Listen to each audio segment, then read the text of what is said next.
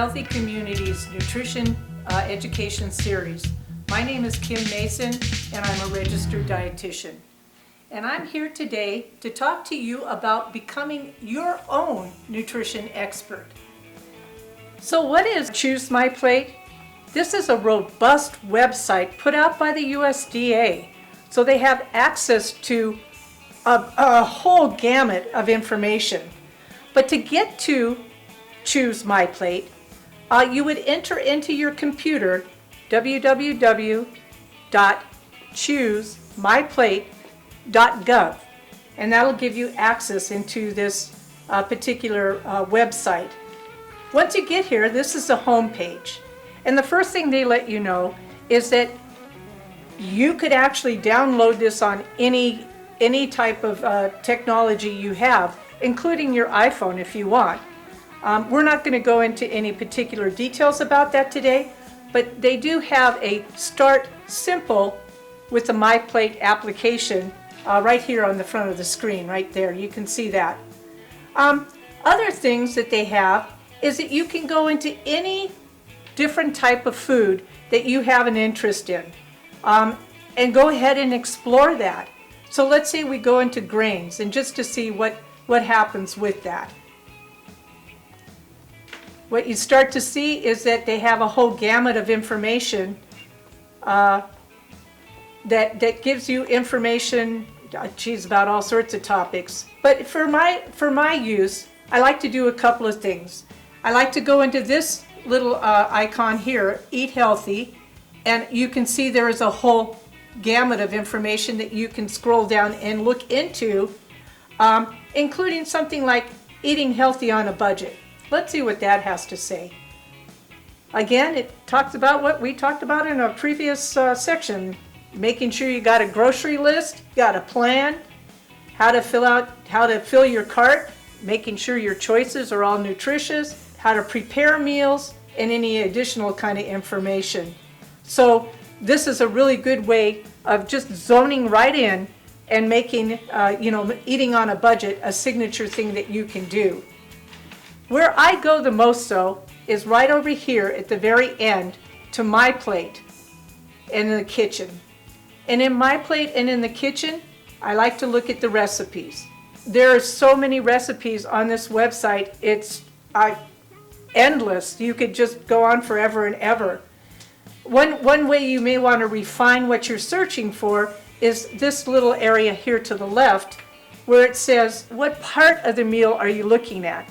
Is it the appetizers? Are you looking for sandwiches? Are you looking for sauces?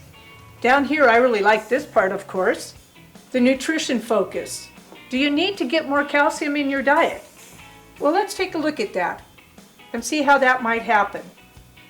So as that happens, now you have a whole selection here of foods that are actually going to increase how much calcium you get in your diet. Boy, don't those look great? The sources of recipes on this particular website come from everywhere, and they're just incredibly good recipes. Oh, I love that one. Little fruit yogurt pops. Good idea. Here's one that would be good for the holidays. Another thing you can screen down for is what kind of a food group is it? Maybe you are having a hard time getting enough grains into your meals. So let's see what kind of grain options we have.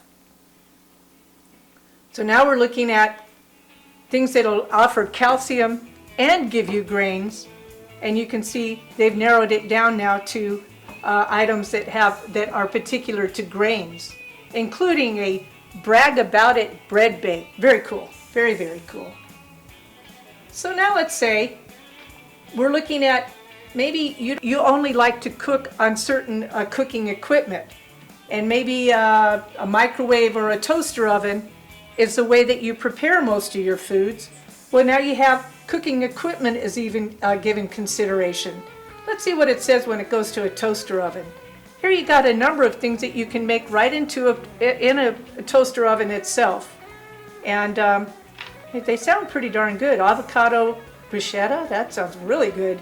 Strawberry mango feta, that sounds really good too. Or another selection that I really like to look at is under here. What kind of cuisine is it? We've talked a lot about the Mediterranean diet in previous education series. Let's take a look at the Mediterranean diet and what it has to offer.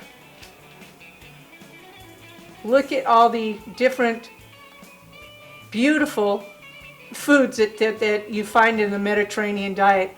Do you notice how often they combine the vegetables along with, in this case, this is a ratatouille, so it has eggplant, zucchini, red peppers, tomatoes, all combined together in a dish. And what flavor that's got to be. The other thing is they use all the beans that they use. Lentils is really a popular bean when you're talking Mediterranean, and how they blend things with the noodles, in this case a fettuccine. That would be an area I would really highly encourage that you take a look at.